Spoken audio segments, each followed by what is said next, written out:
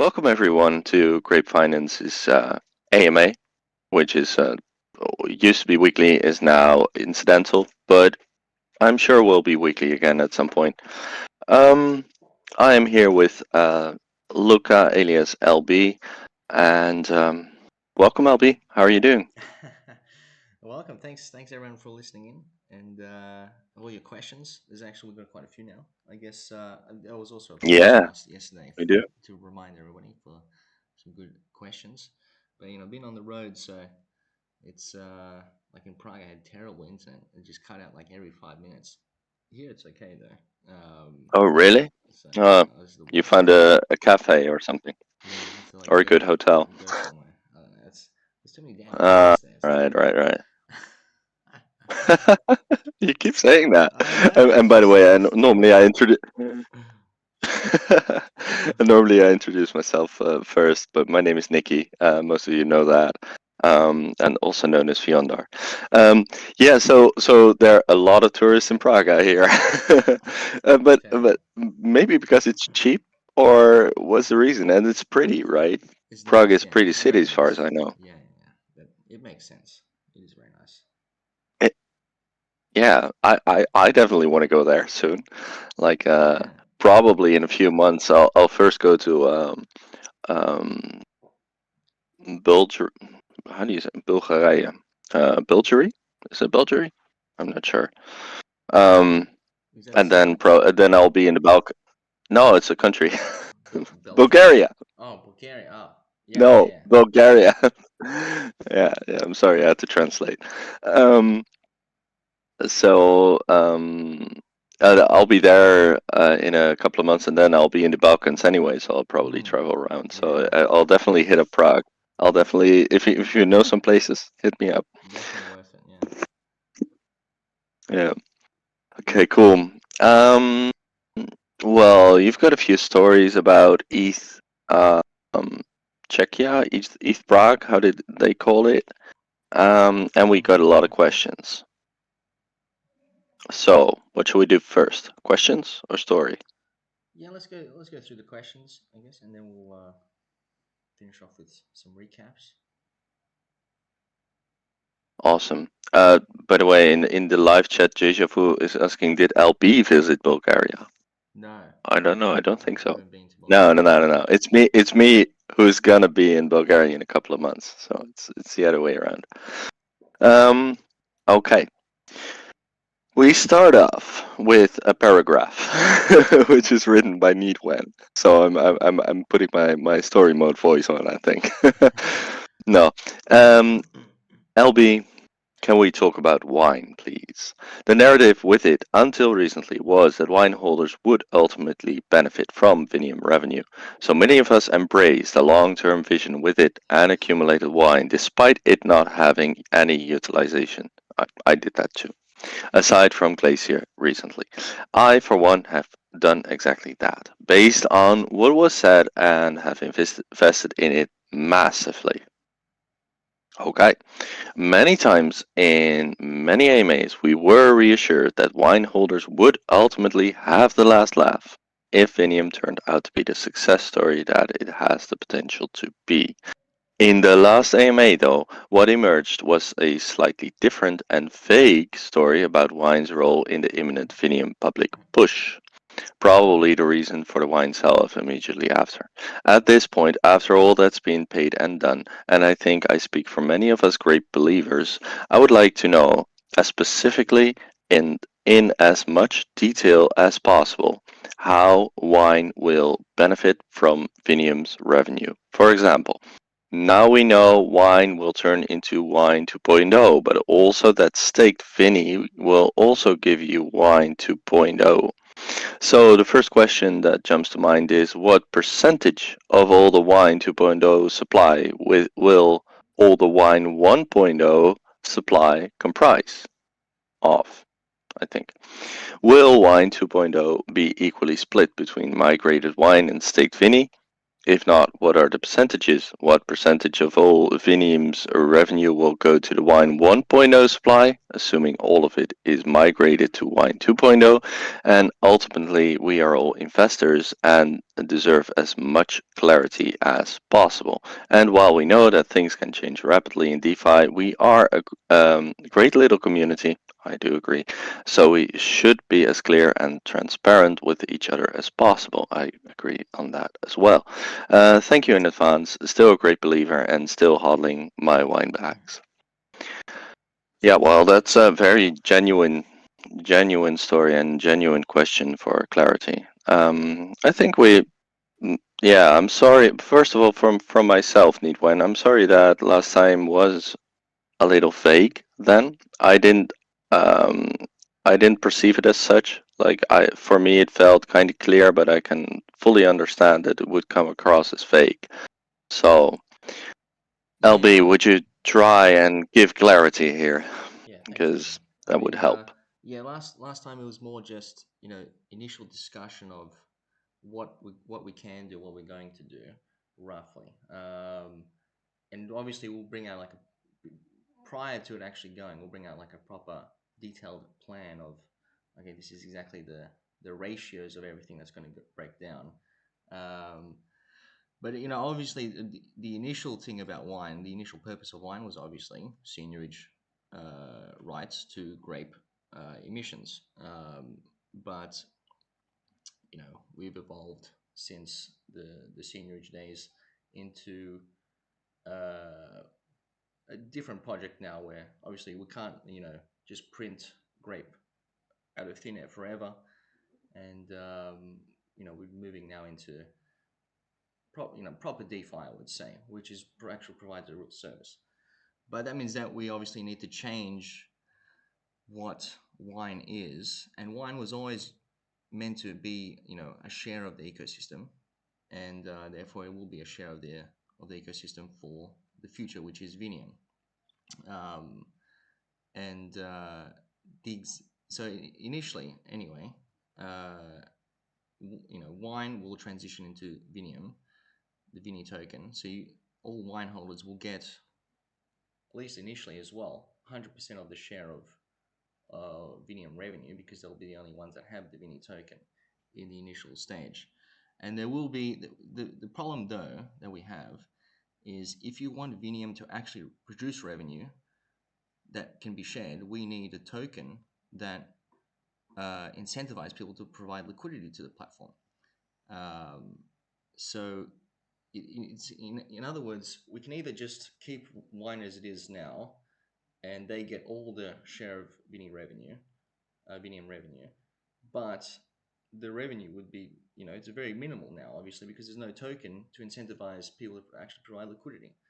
But if we, uh, have a token that incentivizes liquidity providing, um, then we can then we can actually generate a lot of revenue. You can look at Radiance, for example. They produce millions of dollars of revenue, um, and it's because they have a token and they have $500 million dollars of TVL. Um, but so, in other words, the point I'm making there is that we need we're in a tricky situation, because we need to incentivize liquidity so that we can actually have revenue to provide to token holders. But we do have existing token holders from the ecosystem that have supported the ecosystem, that we also need to, uh, you know, essentially uh, provide the revenue for too. Yeah, So take along in this whole venture, yeah, so basically. it's a tricky balance that we need to make sure that as well, that the new token on Vini isn't just some like basic farm token that it doesn't provide anything. You just earn it and sell it, and it's kind of it won't provide, it won't last. Basically, it's the having the revenue of the system won't last if it's only just a token that is farmed to sell. Then the APRs will drop, and then who's going to provide liquidity then? So it needs to be a sustaining system that can continue to provide revenue and have reasonable APRs, but also provide the revenue to wine holders as well. But then also to the new community that will come on through Vinium, which is something that we also need.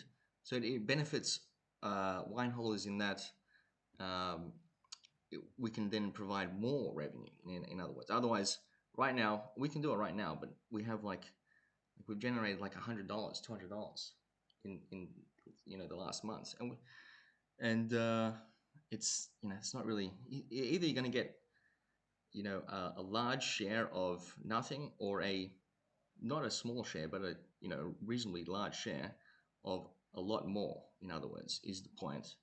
um, but we do need to balance it nicely, and wine holders will be getting, we don't have exact details of splits right now because we're still working on the token launch side, because and we'll talk about this when we discuss ETH Prague and whatnot, because it's somewhat relevant to that, because we met some um, good projects there that we kind of want to coincide our token launch with, because then they can do cross marketing with us, and then it can be a really good launch on these other chains as well. And we can kind of get a very large market share of these chains if we launch well alongside them.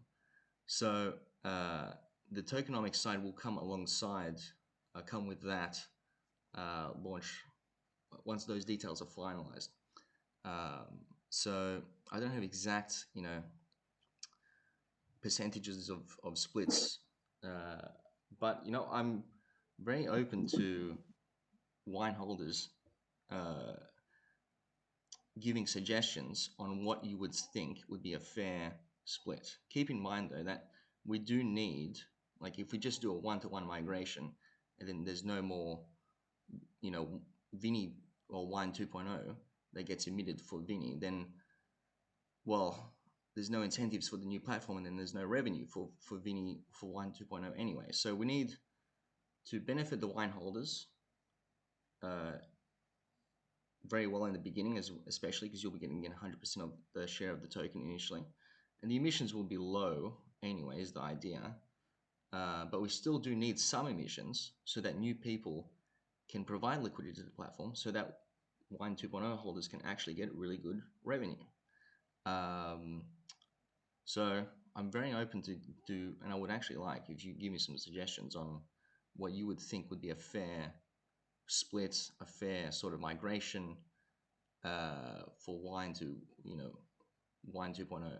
But in saying that, we'll also be giving, a more detailed plan of migration once, with splits and everything, once we have a token migration or token launch on these specific chains that we've been talking to. If that makes sense. Right. Let me try and summarize this.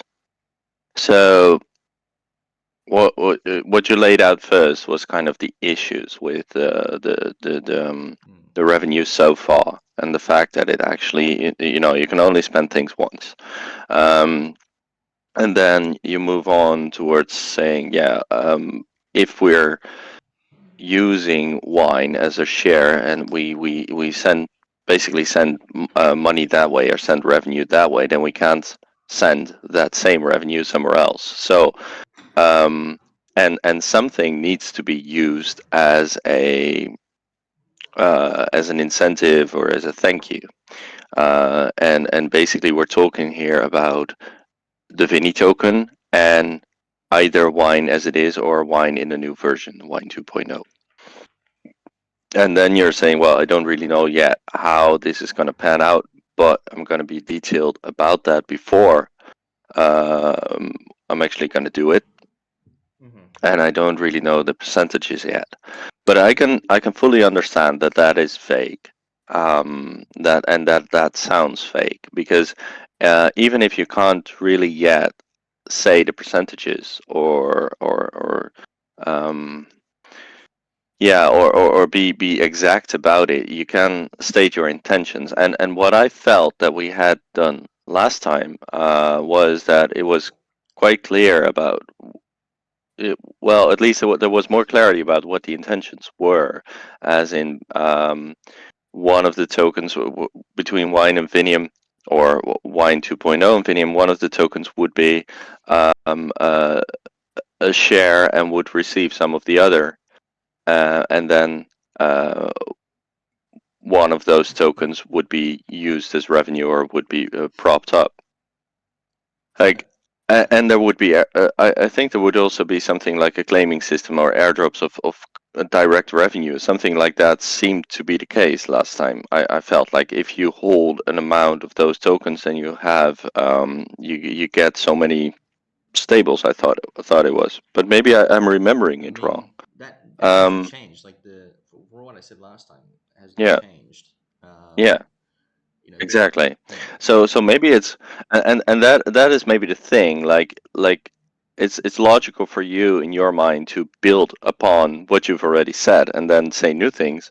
But I think the question also is just explain it to me again, please, from the start up, and then as simple as possible, right? Because simplicity is clarity here. So what mhm. builds on what, and what gets you the actual revenue? So for example, if wine is the shareholder and you get some Vinny by holding wine emitted, and then if you hold Vinny you get some revenue or something, that is a clear path.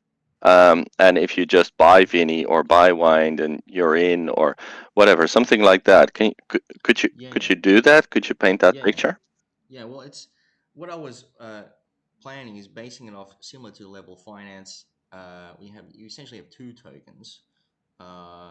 One token is a regular token with liquidity. Let's say the Vini token, and you earn this token by providing liquidity to Vinium. So you provide stable coins, Bitcoin, whatever, and then you earn this, and you borrow as well, or you provide liquidity or you borrow whatever, and you earn this Vini token, and then that Vini token can be staked or locked to earn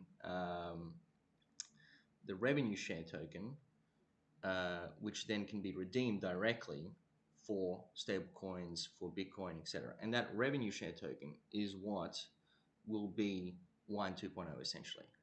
So technically not Vinny, but a different. It was called Wine 2.0. That token will be, so Wine will be migrated into Wine 2.0, which is that revenue share token that can be redeemed directly for um, redeemed or staked for uh, direct, blue chip token revenue from the Vinium platform. Is the idea?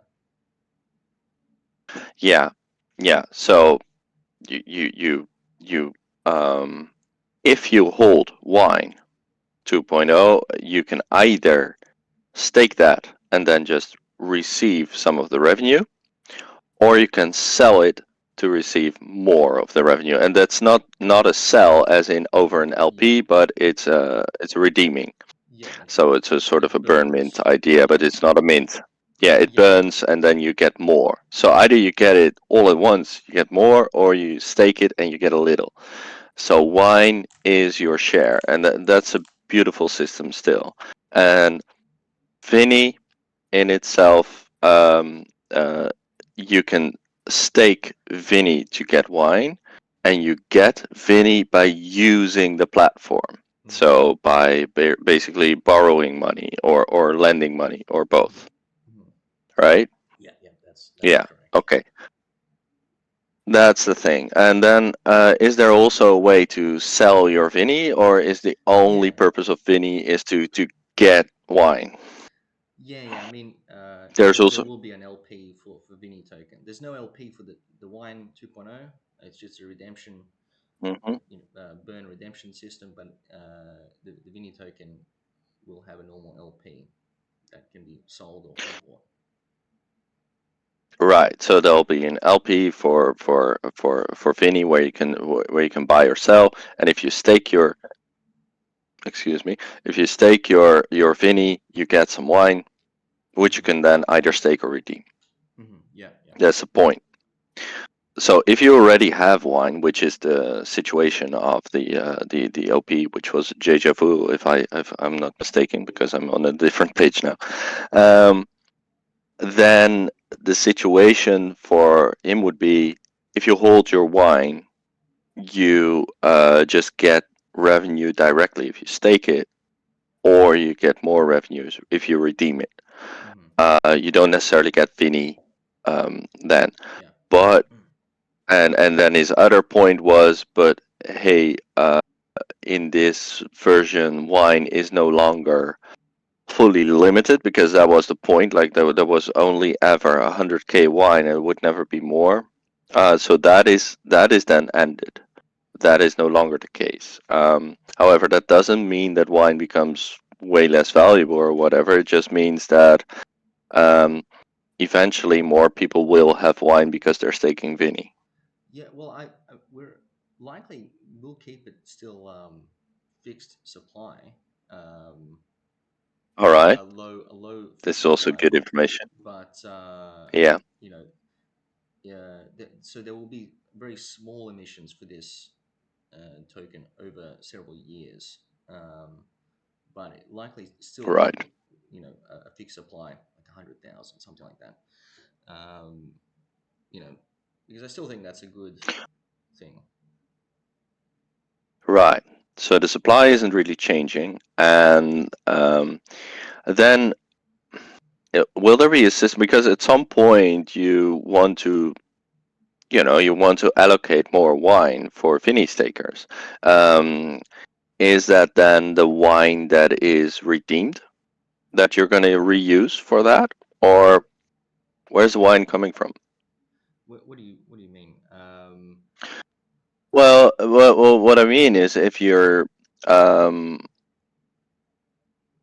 if you're allocating wine to Finny stakers, right? Hmm. Then um, then that needs to come from somewhere. I mean, I would say you can't print it, but you can. But the thing is, you don't want to print it. You want it to have it a low supply cap. Like you Hmm. want it exclusive, and you're Hmm. just stating like, hey, 100k is actually a nice place to be. So the wine needs to come from somewhere, and eventually it will run out if it doesn't come from anywhere, and if it does, it's not a circular system. So, but you've just said that people can redeem their wine; they can burn their wine Hmm. to get some of the revenue.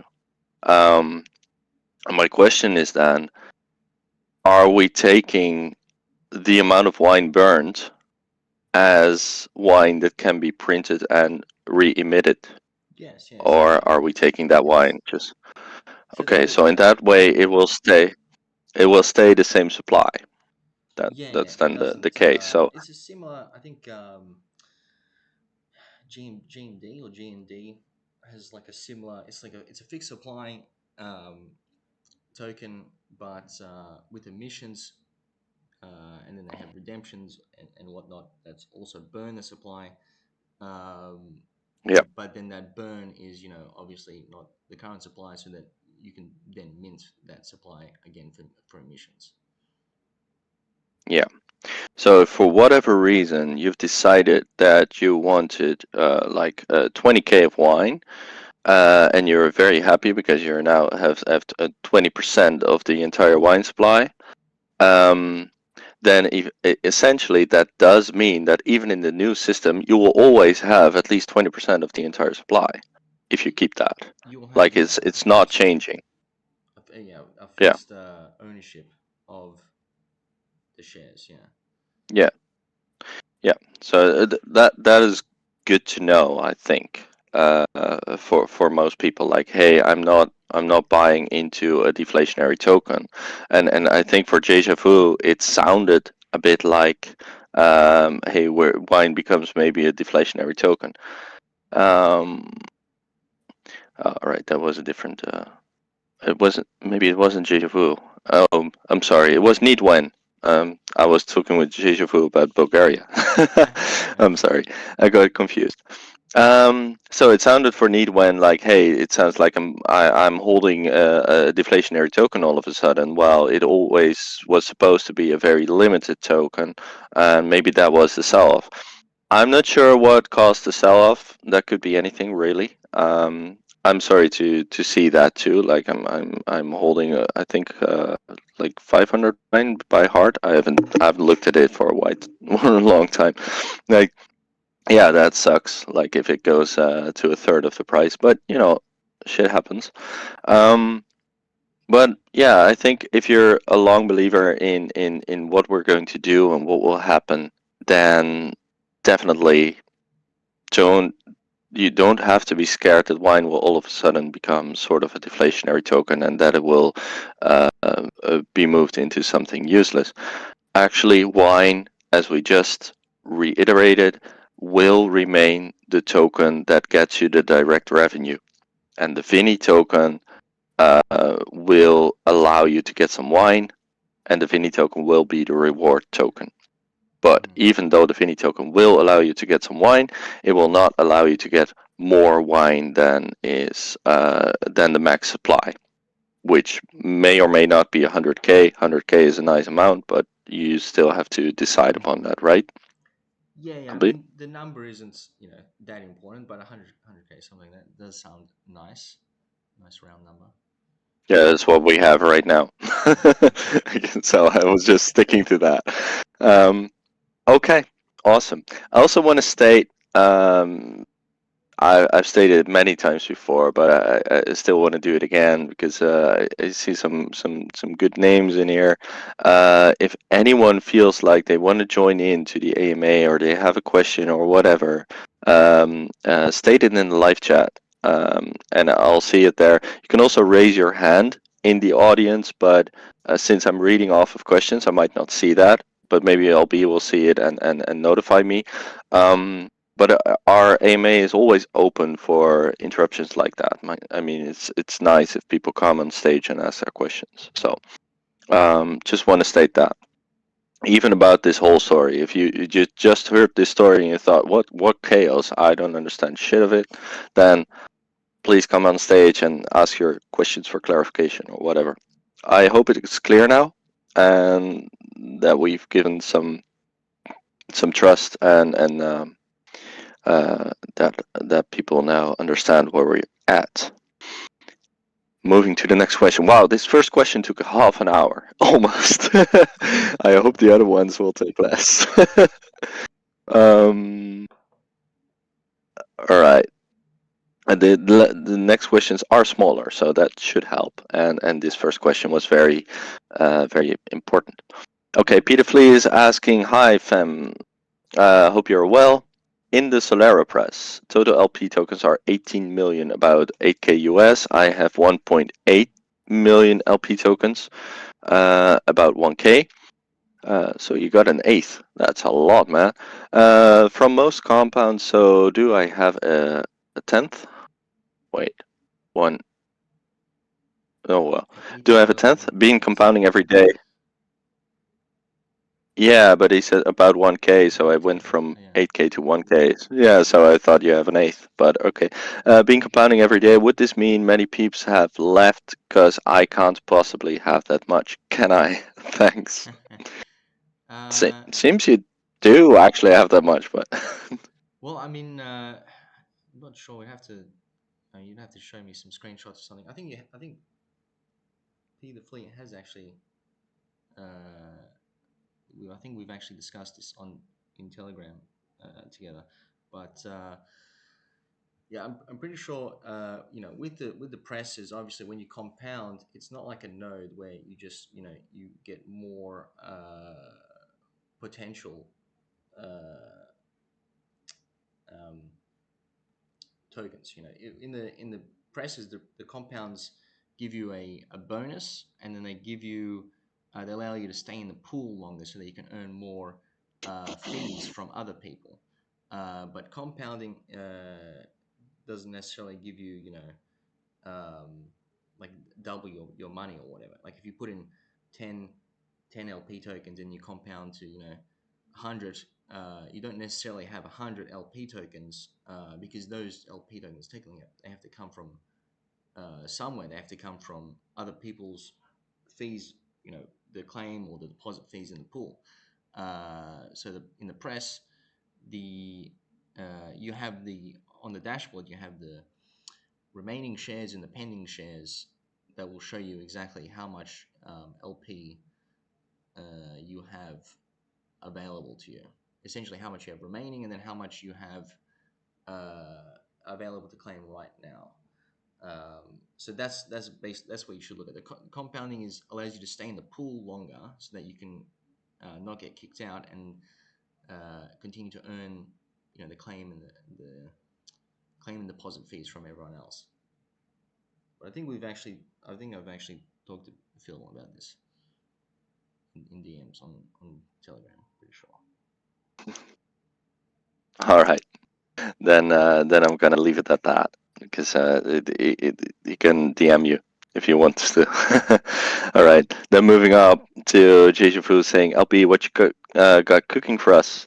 Curious to hear thoughts on any changes you're tinkering with in regards to grape wine, as well as Vinium and the Vini token. More specifically, do you think you're planning to drop Vinium on Arbitrum plus others with Vini before Vini Genesis?"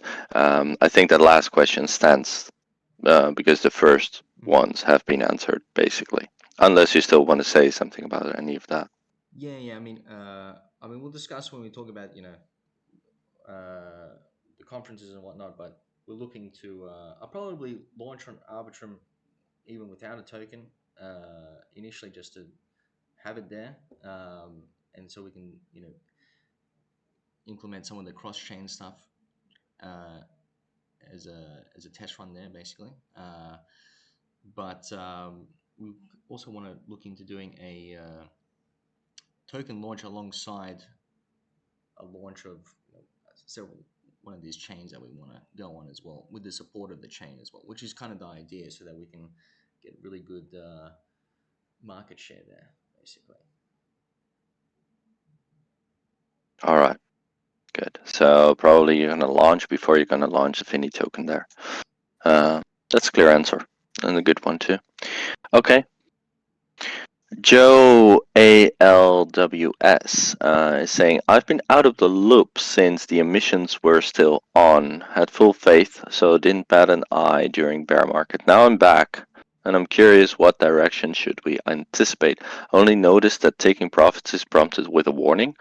On the other hand, there are new projects that are gaining so much traction in the meme and AI industry. It's good to be self-innovating and avoid the overcome the difficult call-ups we had, but I hope to hear more updates. Seems this person is focused on nodes to me based on his story, but yeah, what do you think? Well, I mean, we've always said, like, you should take profits, and I guess the warning would be, if it's like really back when we're really like near the peg, etc., to take profits, very fairly and whatnot. But you know, at any point, like, it's it's up to you, basically. But at the same Yeah, time, I think the only warning that's given is, hey, if you're taking tokens from nodes, be aware that you get a cut, or your profit is cut, as opposed to when you're compounding, right? That's the warning that's given out, I think, by the yeah, from I by guess the from site. nodes, but I mean, Yeah, yeah, yeah, uh, exactly. So it seems like they're a node investor. yeah, well, I mean, nodes were. Oh, we've obviously migrated them, and I think there's a point here about like chasing hype as well. Like AI industry hype. Uh, Yeah, there's a lot of like random projects that are like, oh, we're AI image generator, and they literally just use Chat GPT, and they have yeah, a meme coin for some reason that goes along. Then I don't know. They last for like 2 weeks, 3 weeks, and then they die, because it is just like it's yeah, a hype cycle. So that's not really what we're trying to do. Um, but I get it. It's yeah. cool to, like, it's fun to chase those hype things sometimes. But usually you can get burnt. Yeah, that's the thing with these kind of hype projects. Like if you invest in a hype project, as an investor, it's like you're basically aiming to get in and then get out before the dump. So sort of like that. That's what it is. But if you're creating a hype project, then you're building up hype, and everybody loves the shit out of you because there's a pump, and then there's the inevitable dump because it's a hype project, and then the project remains, so to speak, with the people who basically left too late, and those people are sad, and they, Mm. they, they, they don't feel good because they've just lost their money. So from that perspective, if you're at all a good person, which I consider myself to be, it really sucks having hype projects in whatever form, because um, like you're always left with sad people, and it you basically need to be invulnerable to that and be like, oh well, that sucks for you. You left out too late. Okay, we're gone now. Here's our site deleted. Mm. Um, and basically that feels like a rug to me. This is just my personal opinion. Like that's why I don't. I, I really don't feel like doing any kind of hype projects like that. Or a Um, meme so coin. I would really not want Grape to do, yeah, or a meme coin or whatever. Like if it's a meme coin, even if you're clear about it, if you say like, "Hey, this is a meme, don't take it seriously," then still people are gonna do that. Yeah. Um, so I don't know. I don't feel like that is a good way to go. But is there's a question in there somewhere, and that is, it's good to be self-innovating. Curious, what direction should we anticipate? And Joe, probably you've well, you said you've been away for a while, so the direction that we're going is that our platform, Finium, which is a lending and borrowing platform, that is what we're going to put out and try and market, and then from the use of that, revenue will be generated, and that revenue will be shared um, for holders of wine, and that is the idea, and that is the direction that you should anticipate. So that will definitely not. No, wait, I say this wrongly. That will probably not have any kind of real hype bump. Um, and it will also probably not include any kind of AI aspect for Mm. for the short term, right? LB? Yeah, yeah. If there's need for, Oh, obviously AI is such a general term. Like, I don't know, people just throw it around all the oh time. yeah, Uh, yeah, definitely. so I mean, there's. I'm not saying that we won't integrate some form of AI for something, to help, even just scan for bad loans and stuff like that, or scan for, you know, scan the chain, etc., and get good data from it. Like, that's a proper use of AI, not just like some bullshit basically. Yeah. Deja Vu is saying, "Hey, launch before the Finny token is good. I need to park some money in Arbitrum." So launch it already. Deja Vu needs to park his money so that people can loan it. It's Yeah, important. actually, we'll we will do that actually. Mhm. Yeah, go for it. All right, then there's a question that need raise and copy pasted from Hello Player. Need tool. Hello mates. There are a exponential increase in fatigue speed when rising the VPM. What is that? Okay, wait. This person doesn't really speak English very well, so I'm gonna try and interpret. Hello mates. There's an exponential increase in fatigue speed when rising the VPM. VPM. Yeah, I'm so bad at vintage per abbreviations. minute. Yeah, yeah. Uh, Vintage per minute. Okay, so which formula is used? I ask because when I have less VPM, my fatigue is low, but when it rises, it's like 90% more than linear curve. For example, my top seven, I think it's top seven NFTs, then have 17.52 VPM with 2 mastery skill and 5 fatigue skill have 30 point percentage fatigue, but the new top one have the same mastery and fatigue skills, but have 50.4 VPM and almost 200% fatigue per day. When there was linear, when if there was a linear, the fatigue should be something else. Fatigue per day, if it is linear, but it is almost 200%. What could you check or explain to me the curve chart and formula of the fatigue versus VPM to know? Thanks, Daps. Uh, Will you take this on in this AMA, or are you going to write a more detailed explanation somewhere else? I'd have to That's my question. review what actual formula is used for that, and Yeah, maybe draft a graph or a curve for that. But it should actually yeah, uh, be like that. You have more vintners working, then you'll have an increase in VPM, not linearly. So yeah, but I'll have to review okay. that, the exact thing, exact And formula. when will you? Yeah.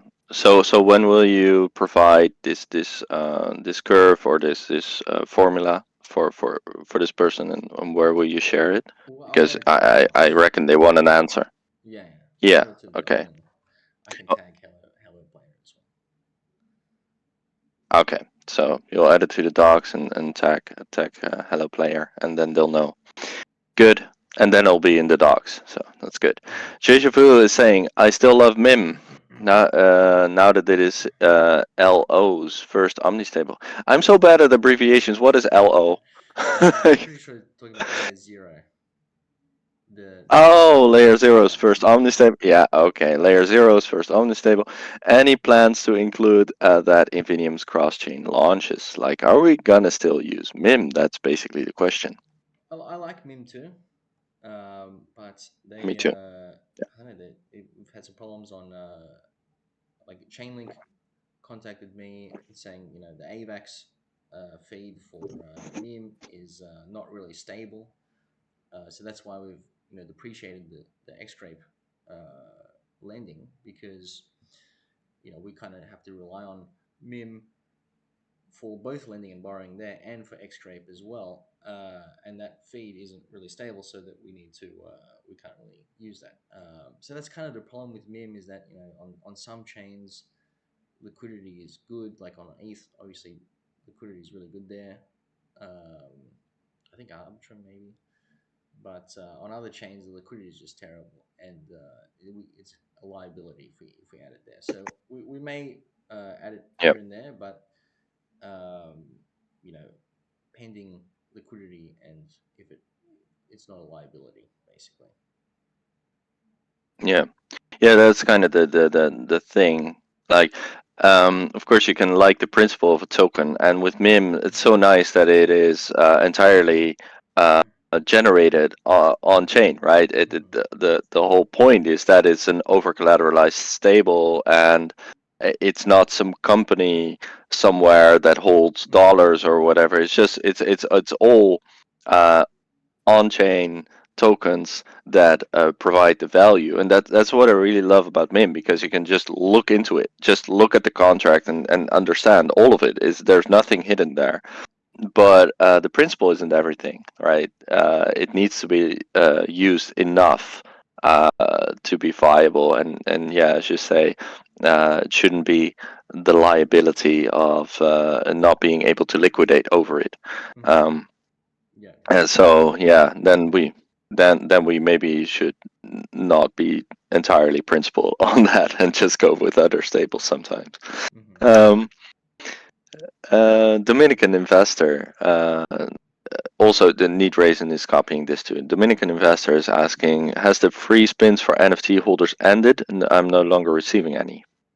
I don't believe they are, because right now we're supplementing the casino. um, so I'm pretty sure people are still getting them, because otherwise I wouldn't have to do supplement the grape for the casino.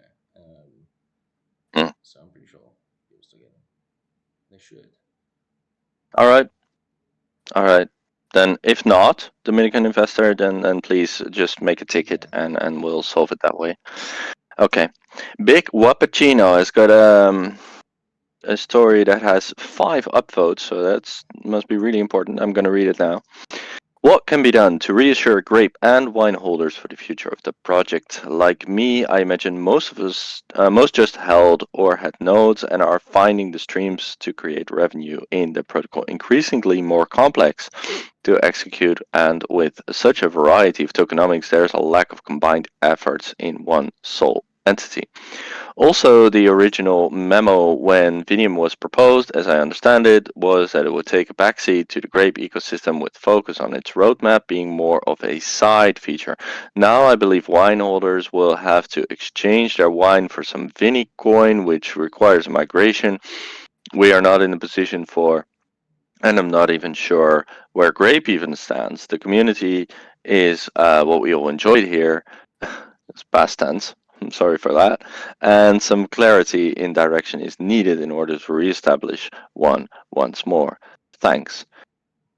Um, well, before you answer that, I do think that a unified story is what's lacking currently. I do agree on that because we don't really have that right now.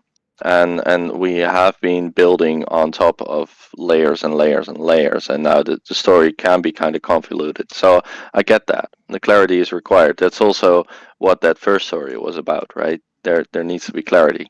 So I think we definitely need to work towards that Mm-hmm. clarity. Um, um, And that is basically the question. Like the question about exchanging the wine for some Vinicoin is no longer yet. Like the question was viable when it was written, but we've already discussed that at the beginning of this AMA. That's not what's going to happen. But their question about grape stands, and I think we've discussed that in previous AMAs. But I can fully understand if that was an unclear answer. So what's going to happen with Grape? Mm-hmm. Yeah, Grape. Uh, we likely will integrate Grape more closely with the Winemaker 2.0 update. So, but there may also be some. It's a possible that if people also want, we can do a little um migration option to a smaller share of Wine 2.0 for Grape LP holders as well, but with a much less, I guess, share than obviously if you have wine. Um, but the this is kind of the idea is that we had we did build like too many different things on top of the Grape ecosystem to kind of basically see what works. Uh, when we had the seniorage protocol, but it did like overcomplicate things. Especially we had a lot of nodes, and people come for the nodes. Specifically, the rest of the ecosystem was a little bit too complex um, for a lot of nodes, a lot of people that only had nodes. So this Yeah, is what the idea is. We're trying to do is like really simplify things now into two things that we know can kind of work, and we can kind of focus on more specifically. So obviously, that's Vinium and then Winemaker. Um, so in other words, we kind of need to do a little bit of like a migration here to kind of consolidate all our tokens and all our LPs, because right now they're all spread out. We've got too much fragmented liquidity, so we want to put these together so that we can not have it spread all over the place basically, and we can kind of simplify things. So this is really a problem right now. Um, but Grape likely, or Grape will be more integrated into Winemaker 2.0, or like migrated to, say, we possibly do a new token for that as well, and with a migration there, and that will be integrated closely there in that ecosystem of Winemaker, um, like it was originally anyway. But there may also be an offer for depending on tokenomics, it may also be an offer for LP holders to get some of the initial Wine 2.0 as well for less of a share than wine holders, but still something that offers the ability for people. If you want, like, you can then migrate to Wine 2.0 if you want to be part of that ecosystem, or stay part of essentially Grape winemaker. Right. Okay. Yeah, that's good. And then Virgin Buster also says, I agree on an updated roadmap. That would be nice. Sam is saying, when Vinium, Sam, you know that. There is Vinium. um, maybe I you guess mean when token. Vinny? Yeah, I'm not sure, man. Yeah, when when token. Vinny. Yeah. Well, I mean, Yeah. uh, we need to work out the main issue here is we need to work out a really good migration plan, but also we've been pushing it back because we've been talking to a couple teams that we can work together with very closely and get really good support from. And obviously, they also want they would like if you launch a token on their chain specifically as like a launch, then it's good for them, it's good for us too. Like it's a mutual benefit. So that's also something we're very closely looking to doing. All right. Cool. And then there's Tarunkara or Tarunkare. Sorry, I'm not. Is this Japanese? I don't know. The K and then the H after one another. It doesn't really look like Japanese, but I don't know. Anyway, this person is having questions about how to deploy the Grape Finance app on the Avalanche testnet. Um, Sounds to me that that question needs to be answered personally, but because I don't really think that the community wants to hear all of that, unless I'm mistaken. But I think it would be good if you two catch up with each other. You can DM Maybe. me, yeah, sure. What do you think? Hmm. Yeah. So Tarunkare, just DM LB and ask your questions, and he can probably guide you. Um, it's not an AMA question, so I'm moving on towards a Dominican investor themselves this time. What other use cases can be created or developed for the Grape token? Does the goal remain to burn supply and return to a pack in the foreseeable future? And I know you all receive several questions and repeated negative sentiment from investors at a loss. Is there any way to start buying up the grape supply at this discount to begin slowly burning it? That way, even if investors that are holding at loss and decide to sell with the smallest price movement can exit without tanking price. Okay, those are the three questions. Like first, what can be used for the grape token, and does the goal remain to burn supply and return to pack in the foreseeable future? I Yeah, think yeah, well, I'll yeah. let you answer that. Well, I guess we did have a lot of use cases for Grape. That's what we did initially, is to build a lot of different things that Grape can be used in, and we've kind of realized that obviously you can have use cases, but like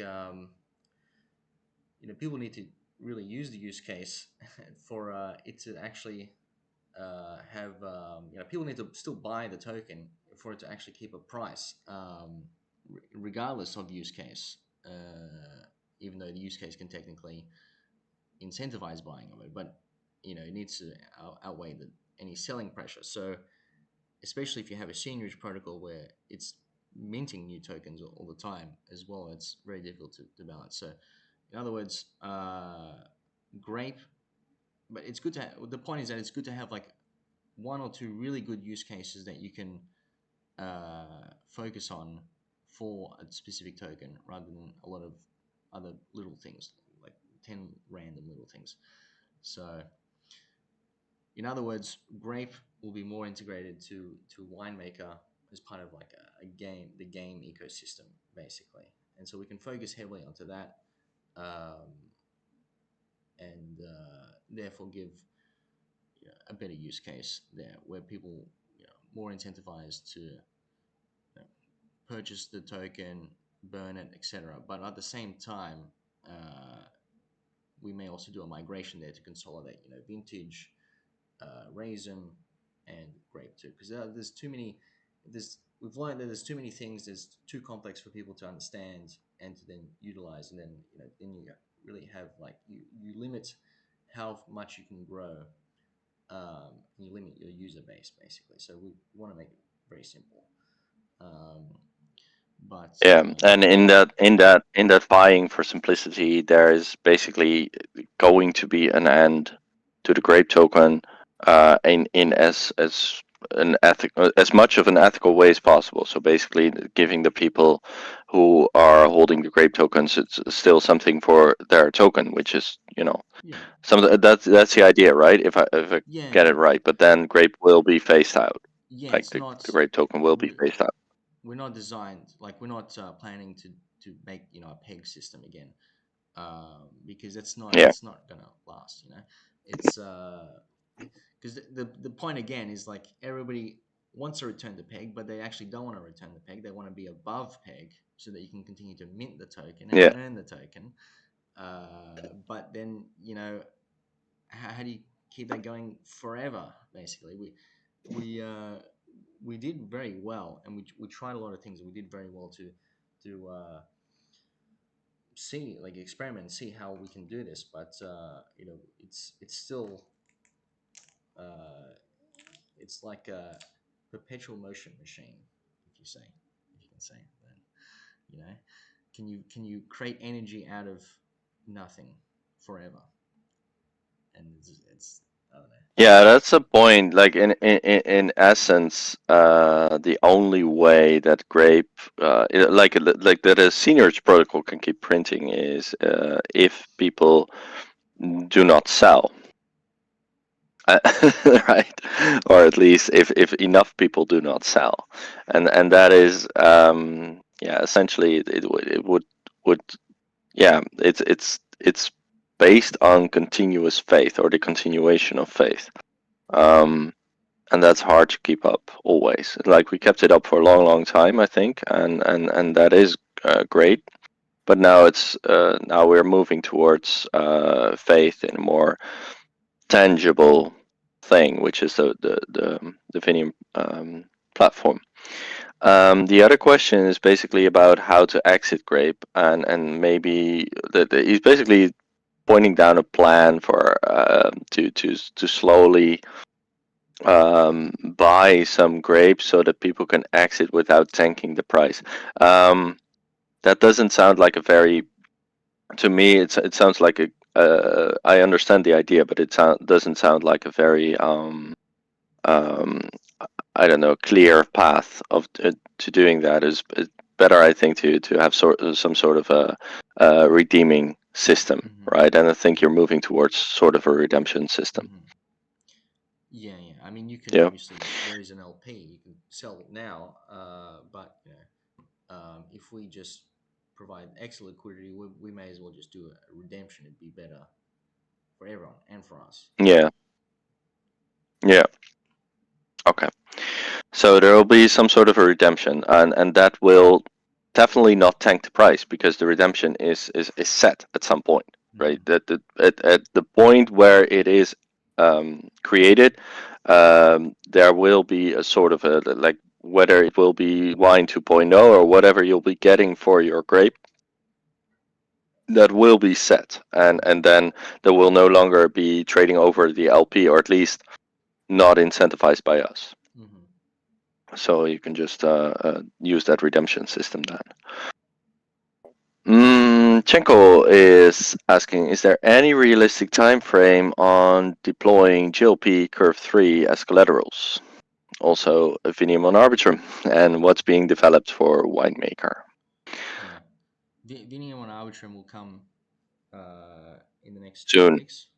But GLP and Curve, Hmm. we're waiting on an oracle producer to provide a good, stable oracle for us.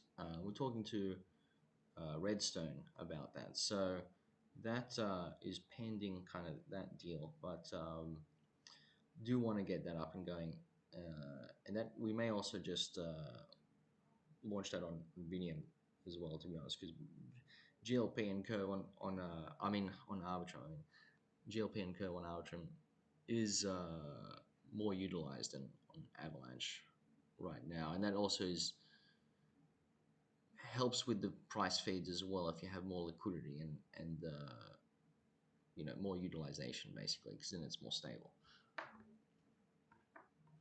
And Right. yeah, and for winemaker, we've been discussing couple things. Need Raises has been um, also brainstorming quite a lot of things that we can do in the immediate term. Some fixes. There's some bug fixes as well that we need to do, and then some updates on like a new, I guess staking, you would say, platform to kind of offshoot some of or offload some of the uh, daily inflation. Um, so there's like almost like a PvP sort of deal where you can risk to earn as well, where you stake. You can unstake from the Vintners platform, stake into this new pool against other players, and basically compete. It's like a randomized competition where uh, depending on your level, etc., that we can add in that you then get a prize pool basically from that other everybody else adds into, and then that can kind of reduce some of the inflation from the vintage token, just from the normal we normally stake. But this is immediate kind of closer term or near term ideas for winemakers. mm, Major update would be more adding in a live play version, basically a web based game. May also be mobile, but we need to kind of budget that in.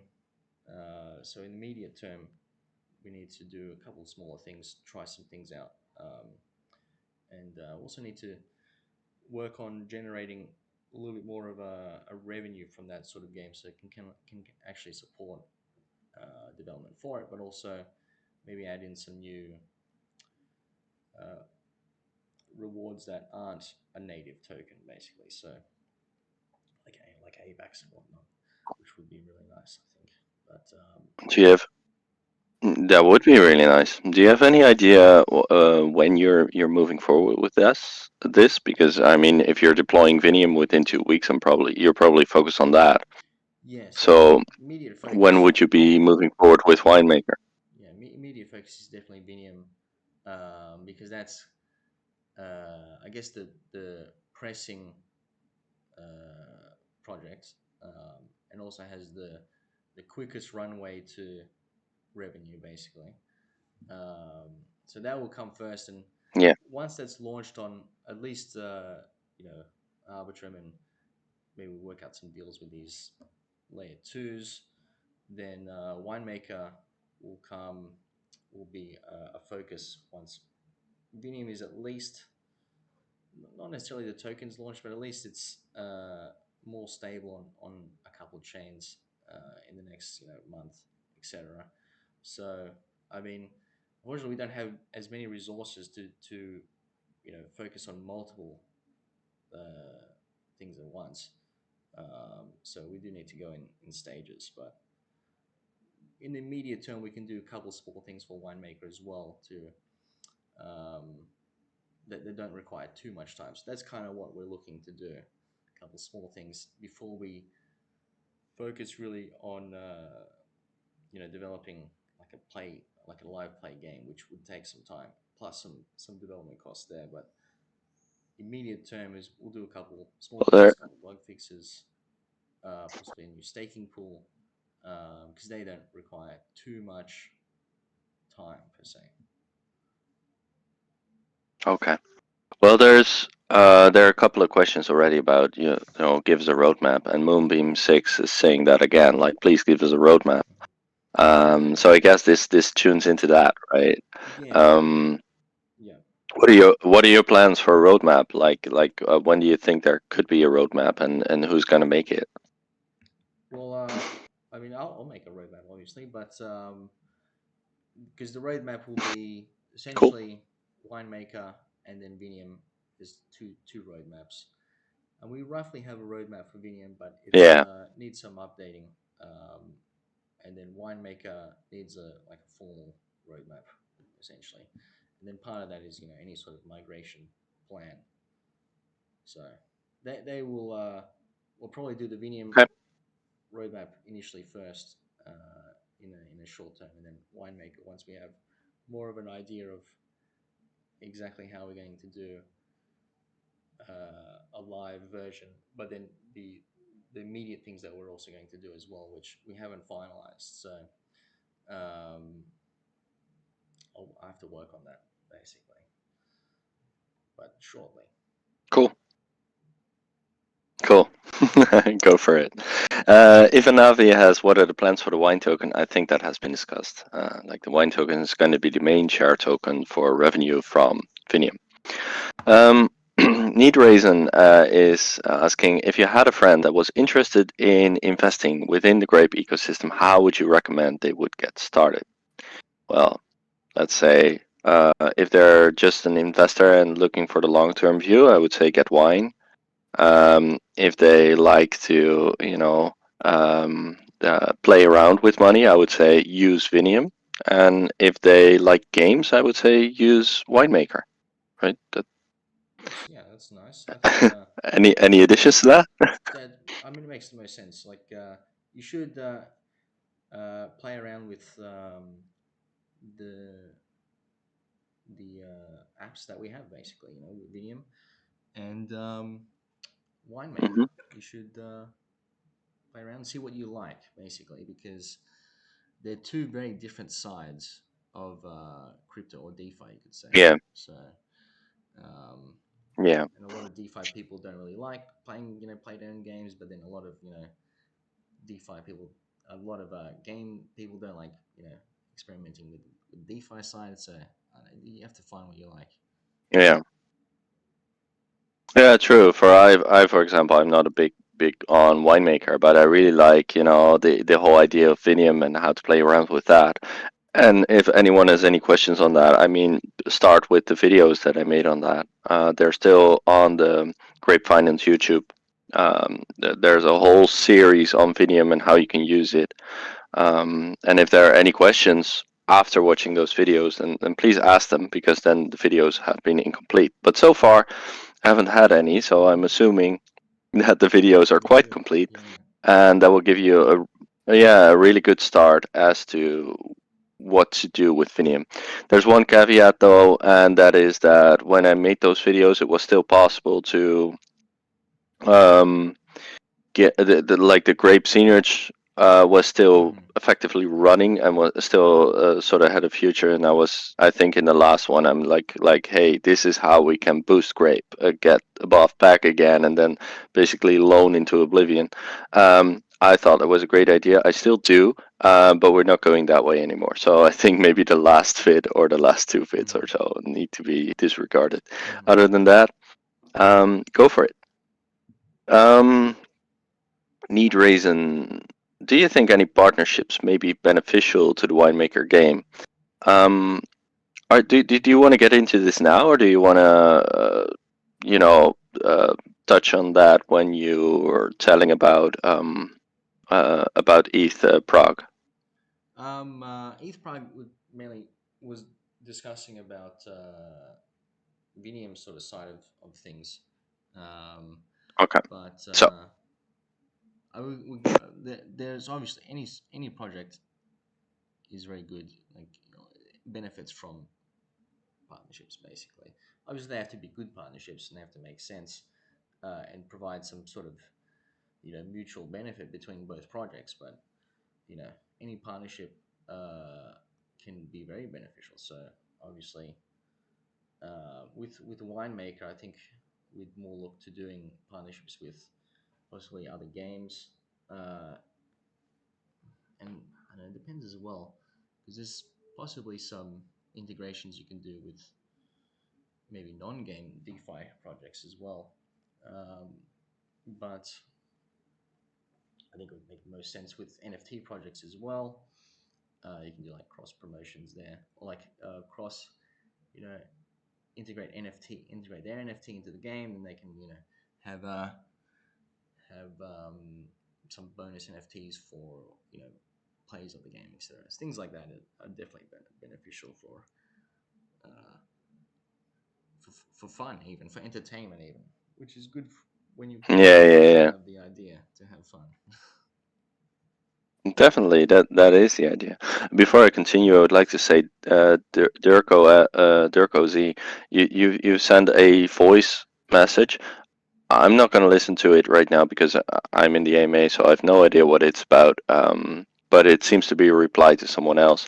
I just want to state that if you want to say something, oh, he's typing. If you want to say something, you're welcome to join on stage and just say your things there. Um, but he's typing probably. I'll read it later. Need Raisin also asks, like, what do you think is needed to operate a successful project? Do you need unlimited capital? Do you need the biggest brains in the business on one team? Or do you need something that no one has but everyone wants? What does it take to be successful? It's a really interesting question there. I think the answer varies on whom you're asking it to, but he's asking it of us. So what do you think, Albie? Well, I think what it takes to be successful is really like perseverance. To be honest, you can get by without a limited capital, obviously, without the biggest brains, and without having something that no one has but everyone wants. But if you don't have, perseverance, then you won't succeed. Basically, you need to continually, because it's like it's not a straight line, obviously, as cliche as it is, but it's really like, ups and downs, and you kind of have to persevere through that to continue, to refine your product, to refine your marketing strategy, to refine everything that you do and produce in order to find what actually works. And then you'll find over time that what used to work maybe doesn't work now, so you have to continually, basically try, fail, or succeed, and then repeat, and then continue the loop, continue that around, and then, eventually you succeed. But then once you succeed, you technically have to continue that perseverance loop anyway, because you can't just get comfortable, basically, because then that's when you start failing again. Yeah, yeah. I kind of get that. My answer, yeah.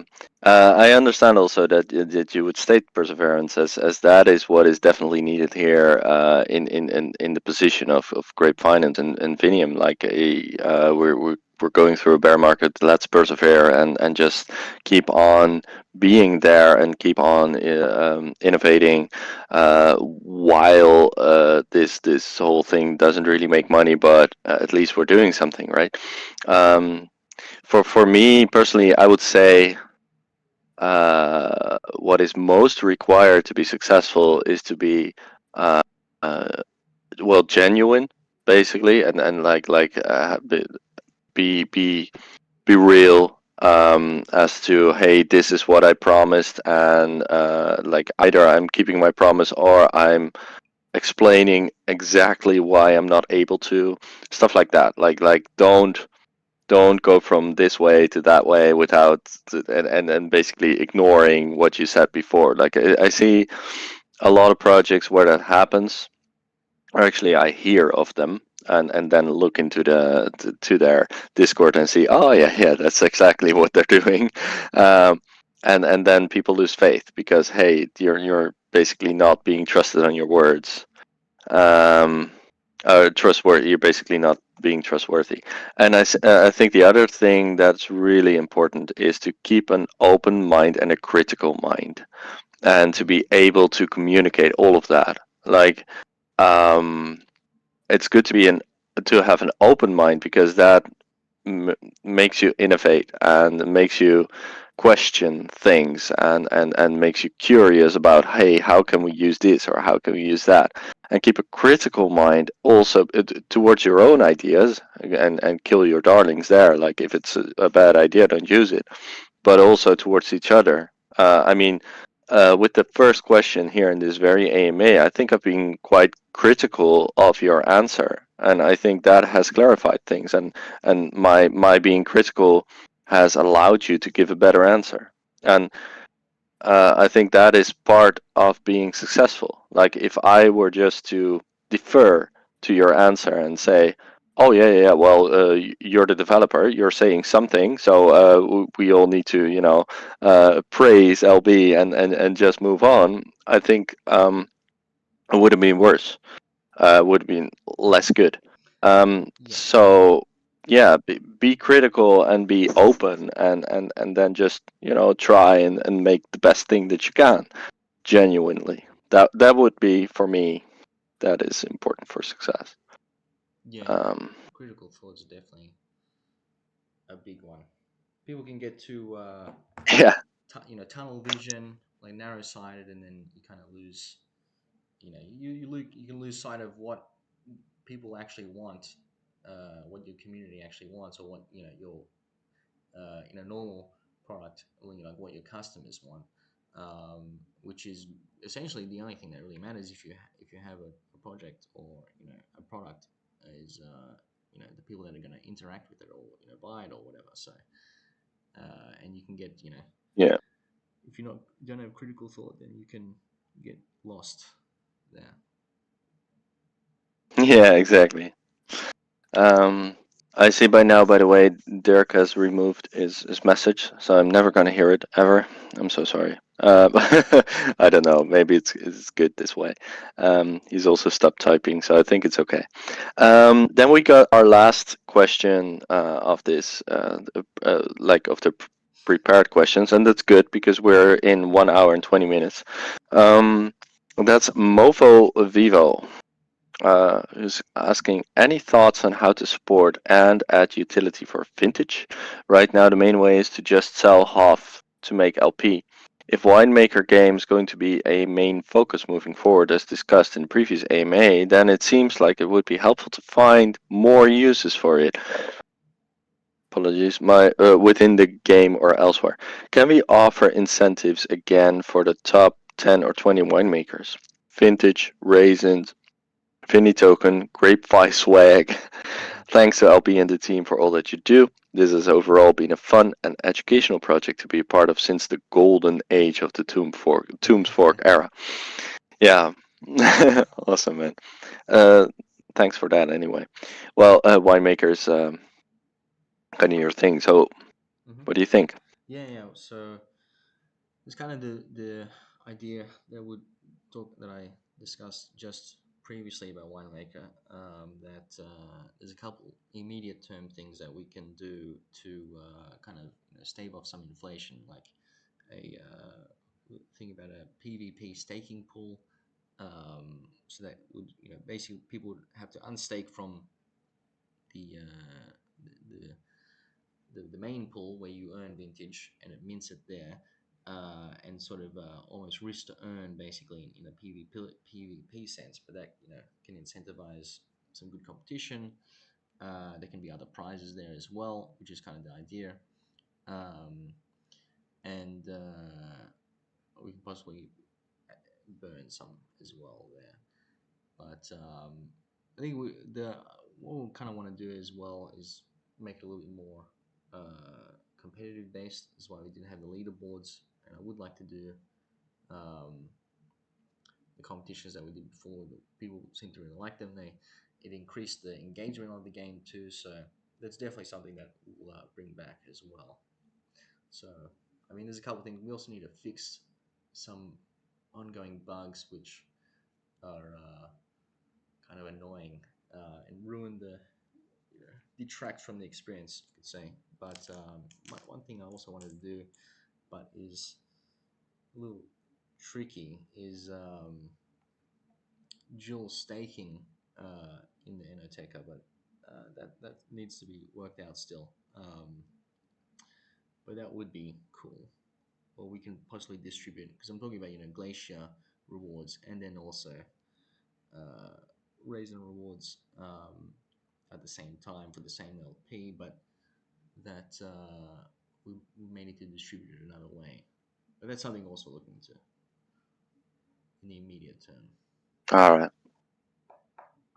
All right. So, did you say a little freaky? Like like you fell away a little bit for me, but so What was that? yeah, yeah. It seemed to me I it heard like the dual staking was going to be a little freaky, or did you say No, something else? Like I think I said tricky. I think I said tricky. oh, tricky, tricky.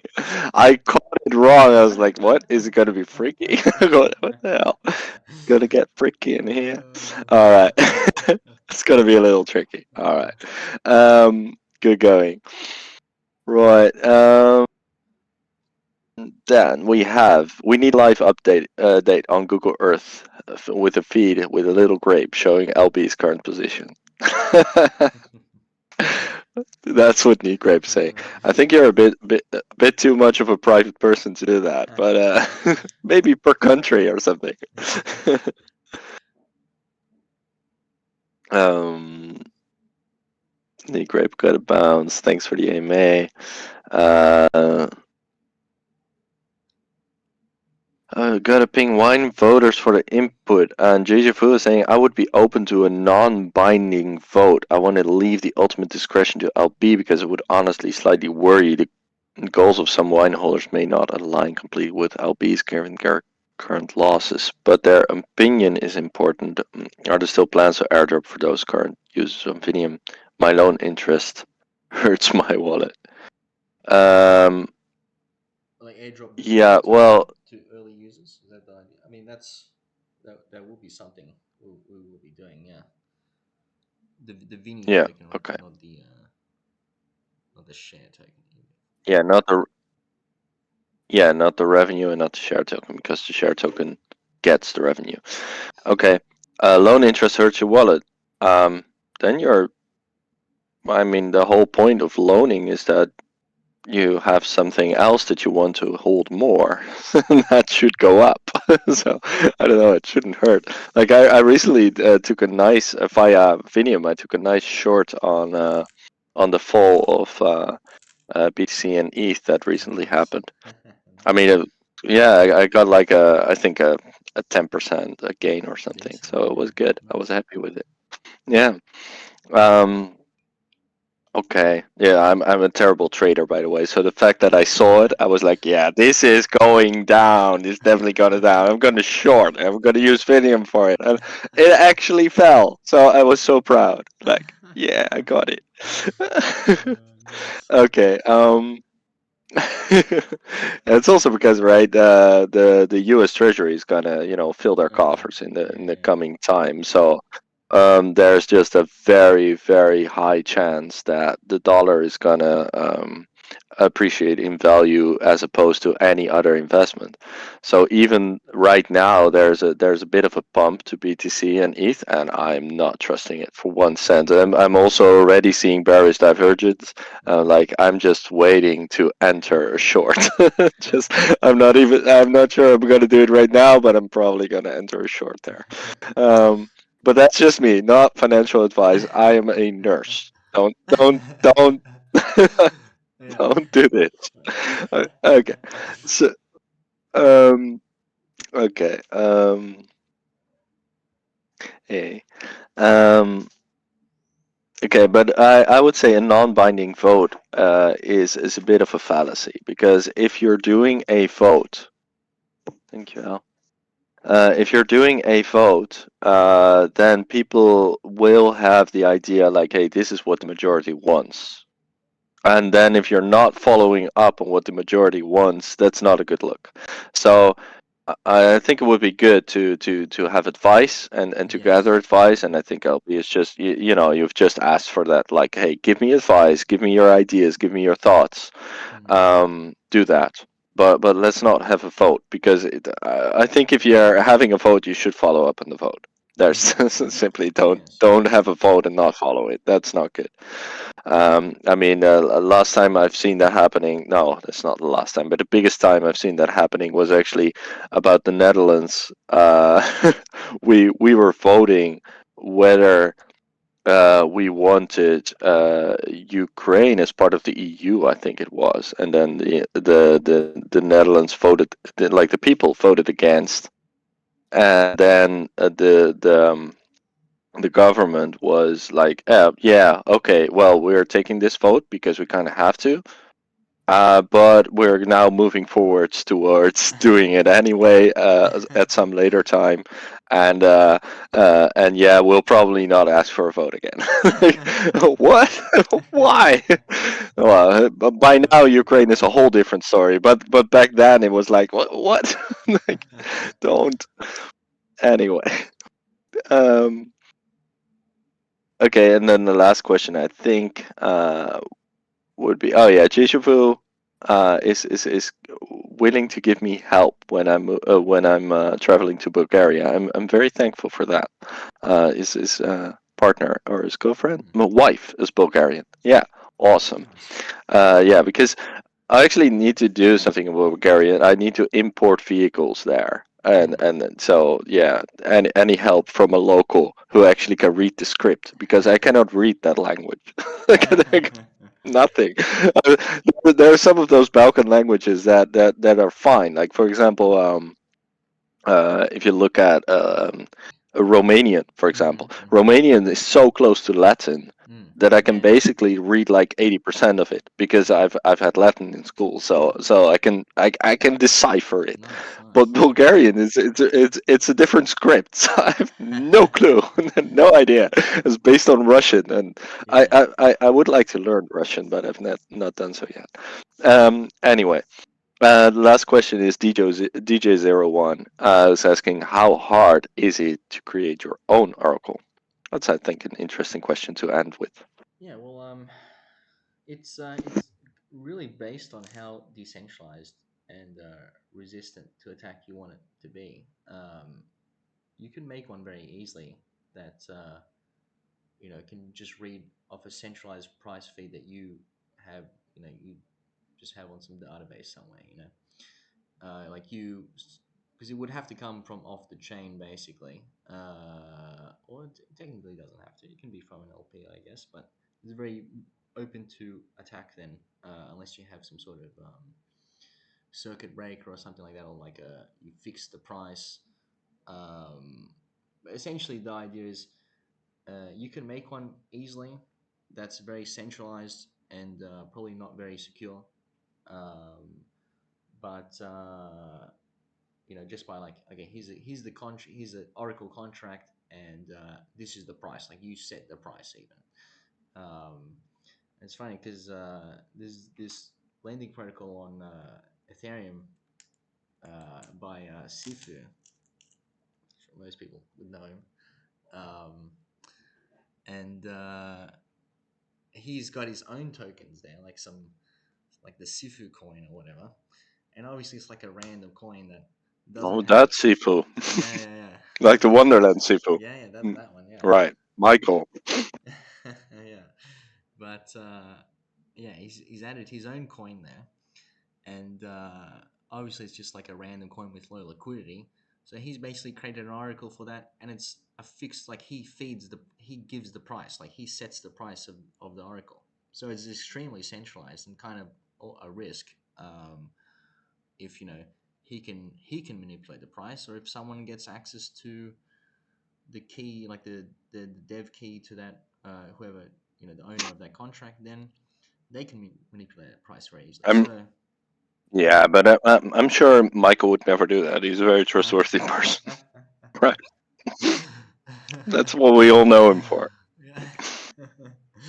So I mean, that's like the easy way, but it's obviously a very big risk. So when you do an oracle, especially for lending, especially if you're planning on having millions of dollars there, then you kind of want it to be resistant to attack, resistant to price feed manipulation, resistant to even just ownership manipulation of the contract. It needs to be stable, price feed, and they're all kind of, they add difficulty to it, like that. So that's why Chainlink is very good, obviously, because they have a whole network of validators, you could say, that validate the price.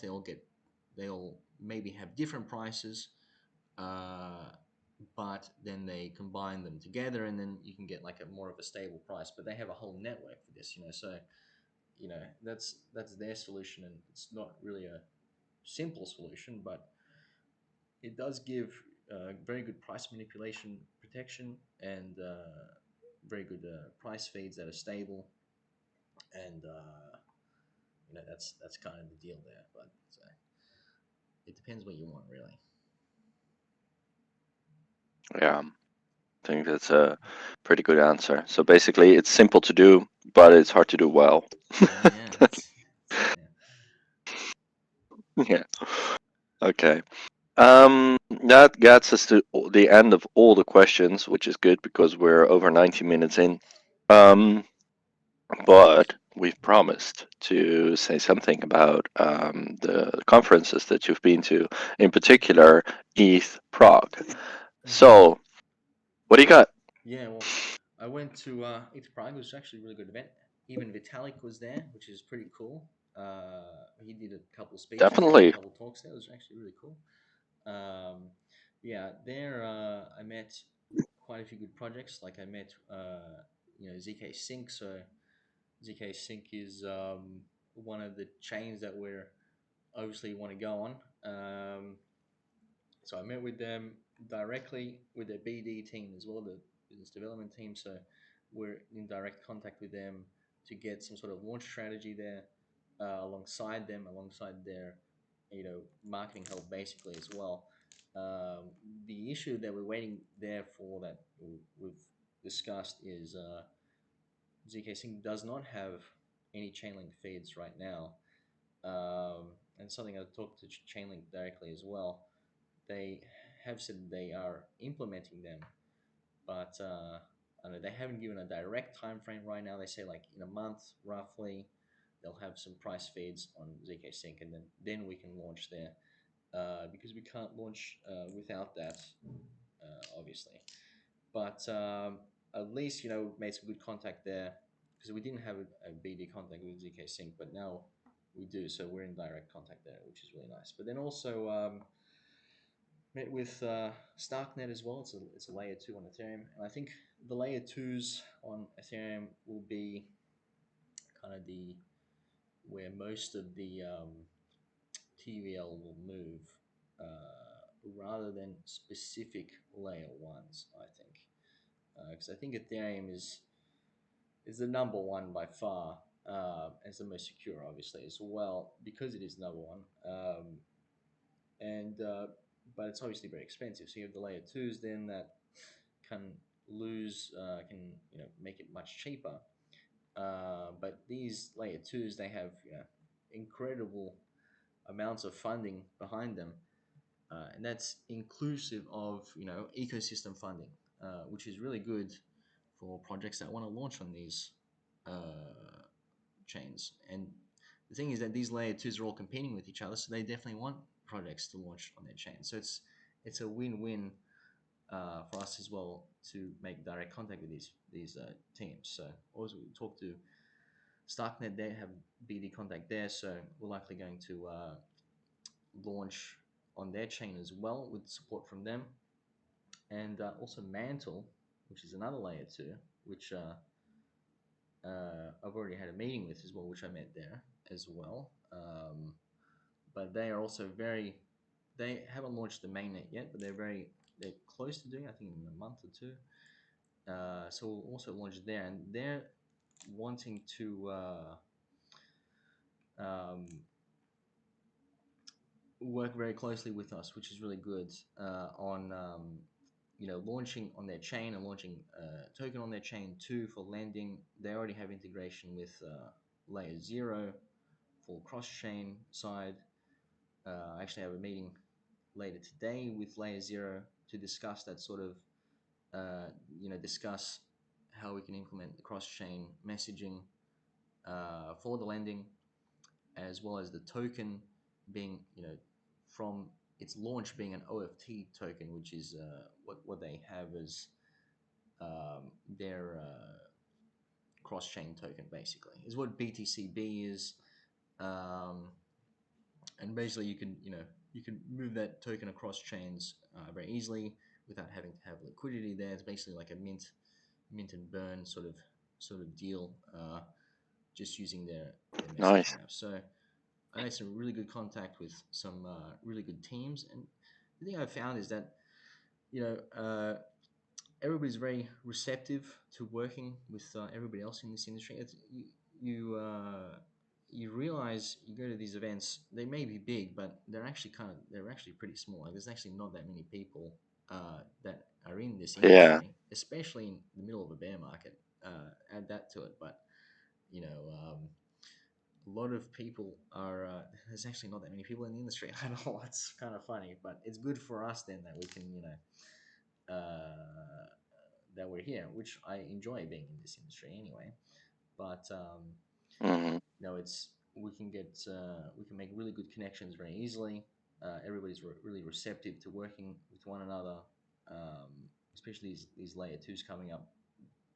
They're in a very competitive landscape too, so they really they kind of they want new projects to launch on their chain. They will give direct support to them, which is really good. Um, Unlike some other chains that maybe not as receptive to that, which you know they're older, I guess, and they're not really interested. But the newer Yeah, chains, the older ones don't really need that, right? They already have exactly, their base and they are already yeah, good. Yeah. But I get it. The newer chains definitely want to help you. yeah, Like I forgot who I spoke to. I got it in my Telegram. I spoke to a guy from some new chain. I mm-hmm. even forgot the name. So, but they also said like, hey, if you want to start something, Mm-hmm. then hit us up and we'll see if we can help you launch in a Yeah, way on yeah, our chain. yeah, yeah, That's a good thing.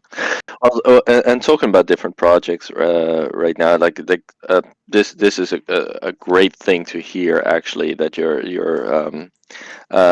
creating connections because I think the connections right now are mm-hmm. what needs to happen and um, basically if you would look at our most recent bull run back then making connections was nigh impossible. I mean, Mm-hmm. any kind of team was behind so many layers of mods and whatever, and nobody was Mm-hmm. reachable because everybody was really busy, because everybody was messaging anyone about everyone about all kinds of nonsense, and it all always had to do with when price pump, right? Yeah, yeah, But right now, the people who are left is just those are the people who are actually interested in building something, and mm-hmm. I really love that you're using this time to make your connections there. And speaking about those connections, like we have right now in the audience two people from Artsy. Would Nice. you be okay if I say a little bit about Artsy, like Yeah, where go we for are, it. what we're doing? Yeah, sure. Okay. Like Artsy DeFi is a project that's starting up and actually has been in development for a couple of years by Chilio. Chilio, if you want to be on stage, just raise your hand and I'll let you on stage and you can talk for yourself. And otherwise, I'll just state a bit of a um, state a bit of a story about us. Um, So, Vinium is a lending and borrowing in the idea of Aave, right? So you hold your one token as a collateral, and then you borrow another token against it.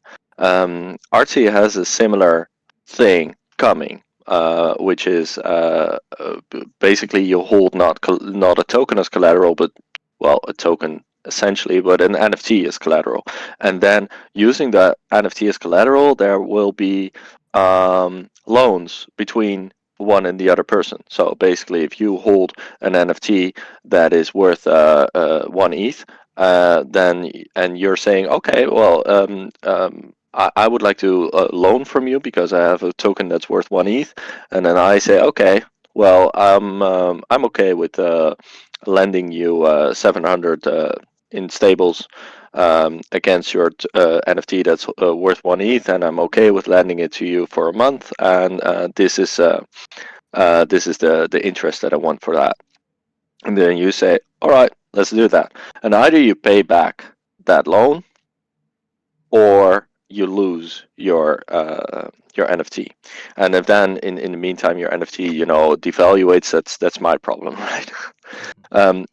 I'm getting the NFT if you don't repay your loan. I think that is an awesome way to go about things, aside from the way that Vinium is working, simply because it's just another way for people to give each other loans, and basically to take ownership of loans, and of lending and borrowing, and take it away from big centralized um, stuff like banks, right? Especially for small loans. Like if you have NFTs, then let's just loan each other money. Mm. Let's just be more of a decentralized community there. Um, Another thing that it's going to do, or the other two things, is that there's also going to be an NFT trading a platform, and an NFT auctioning platform. And the first one is going to be the NFT trading platform. It's not far away that the NFT trading platform will actually be in beta, and will be able to be used by people so that they can see how it works. Because the whole idea about RCDeFi is that it's going to be it's going to be faster, and it's going to be it's going to be really great. Oh wait, Chilio is inviting to speak. I'm inviting to speak him, uh, getting him on stage. Wait, how do I do that? Get you on stage. I already did invite to speak. Why does it not work? I'm doing. No, never mind. Maybe he needs to accept. Anyway, like it's gonna be faster and prettier than most, and we're sharing the revenue just like uh, Vinium is gonna do, but in a different way via the art Mm. token. So the better the platform is gonna do, the better the community is gonna do, that has invested in the token. I wanna get Julio on stage. Oh, it won't let me accept. Yeah, He's chatting. it's grayed out. It's grayed out. Okay. Well, so Chilio is coming on stage. Chilio is Mike, and Mike is the main developer of Artsy DeFi. So we'll let him have a bit of talk. Chilio, I know you're a kind of guy that can talk for um, a long time sometimes. So I'm hoping he's keeping it short and concise, because this AMA has been already going on for a long time. While he's figuring out how to come on stage, I would like to say thank you so much, everyone, for being for saying all the questions. Mm. Um, yeah, it's grayed out. We're waiting, Mike. It's okay. Um, yeah, thanks for all the questions, because that's what keeps this community great, and the fact that we keep on asking these questions, and the fact that we, you know, um, uh, keep on believing in the project. Mike, you're there.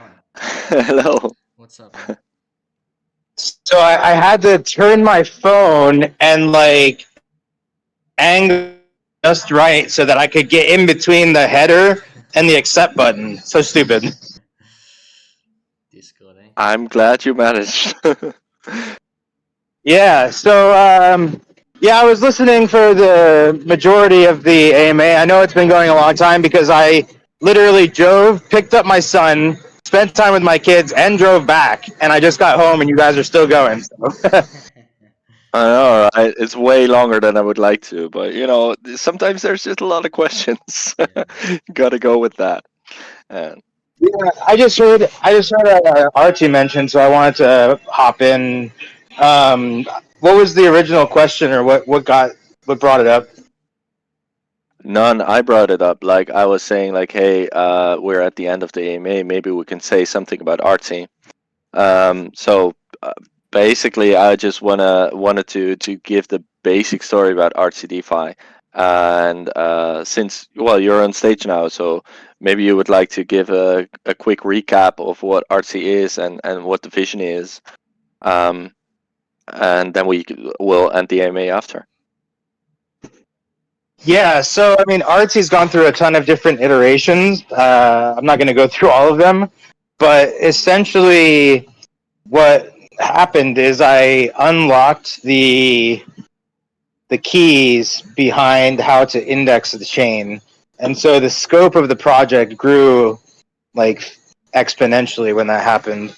And so now we're basically just doing every single sort of utility that you can possibly think of that involves NFTs. We're basically going to be doing that. So whether it's lending and borrowing, whether it's auctions, whether it's buying and selling, and anything you can really think of, we're going to get into that. And like I heard Nikki say, it's going to be faster because we have our own nodes, we have exclusive access. It's all using like the bleeding edge tech in terms of like web design. Our UX guy, for those who are in our server, you'll probably see we just updated our brand. Our UX guy has like 15 years of experience or something, 13 years of experience. And so we've got an awesome brand. We've got an awesome UI developer. We got an awesome team. I see Jason's here. Nikki's here. Like half of our leadership team is in this AMA. So yeah. And LB, I did mention it before, but I'll mention it again now that we should do some kind of like joint AMA, maybe to like kick off our partnership. Maybe when we kick off our partnership campaign, we can open up with an AMA with you guys and kind of talk about what the partnerships are going to mean and how they're going to work, and kind of like formally invite you guys to be our first partner, sort of thing. Yeah, definitely, of course. We'll obviously we'll chat and organize whenever. Yeah. So we have it's gonna be quite a bit different than LC in some ways, and a lot the same as LC in other ways. So it'll be. I'm not sure if that's the way you want to go, man. Well, I mean, in With terms of LC, like how it's going to Like the pre-sale happen, not the product. But yeah, so let's get together soon, and when we can do kind of like a joint partnership sort of breakdown, and yeah, it'll be good. Yeah. Yeah, I was also thinking, and this has not been discussed, so I don't know. Don't pin me on it. But I was thinking, like, because Vinium is basically the lending and borrowing based on token, like on fungible assets, and then and basically focuses on fungible assets, and then Artsy DeFi is going to be focusing on non-fungible assets or the NFTs, and I think that is it could be a great marriage where we basically have the same direction, not necessarily the same vision. I don't know about that. Maybe in the future we do, but we kind of have the same direction and could basically refer to each other like, hey, this is what we do, but if you want the other thing, then go there because they're great too. That kind of thing. I think I was thinking definitely work. about ways that we could like incorporate like Grape fungible loans into like buying NFTs, and then the other way around, like fungible or non-fungible loans to buy like Grape or something. So I mean, it would be something that probably we'd not with the obviously. Grape token, but yeah. Yeah, but I mean, like using their Aave thing to like Exactly. to buy NFTs and stuff. So yeah, I mean, I was actually thinking that on the drive back. About we could explore ways that we could sort of like fill each other's gaps, where I don't particularly plan to work on ERC20s other outside of our own token, of course. So if we had a partner that did that, then that would save me a bunch of trouble. Yeah. No, I think there's definitely All some right. good collabs we can do there. With, overlapping product is being lending, but with two different types of contracts, but two different types of items basically in terms of what you use. So I think there's some good stuff there. Yeah, and then like, Absolutely. there's stuff we can do. But yeah, I don't want to take up too much time. I just wanted to hop in and uh, catch up a little bit, and yeah. So thanks for having me on the stage. Yeah. Yeah, thanks for joining. Thanks for watching. Yeah. Thanks for being here for a while, Mike. It's great. It's great having you as always. Um, Yeah, and Derek Ozzy gets the picture. Like a symbiotic relationship could sell that idea. Yeah, like this, what you just saw, or what you just for anyone watching or watching the recording, what you just saw could we already knew each other obviously, but this could very well be the great beginnings of a bit more of a partnership, and this is you just saw a bit of a behind the scenes, like how stuff like that goes. um, so maybe that will have a great future. Let's hope so. Um, for me, I think it would be good. For us, I think it would be good to end this AMA here now. And I would, yeah, once again like to thank everyone for listening, either right now or the recording. And yeah, let's just have a beautiful time in the coming time. Thanks everyone for And listening and for keep, your questions. Sorry, I cut you off. yeah, no, okay. I just wanted to say keep being a great community, but Yeah, that's, no, of course. I don't We do have one. know. We That's do just have the one. way it is. We definitely have one. Yeah, very happy. Okay, um, ending here. Bye Thanks bye. everyone. We'll schedule another AMAs very soon. Maybe not next week, but make sure you provide questions for in the chat so that we have stuff to go over. This one was a little bit long because we left it too long, but so we'll do it more often. Yeah, But please give us yeah, questions so that we can yeah. have something to actually go over. All right. But thanks Yeah, everyone. we should do that. Okay.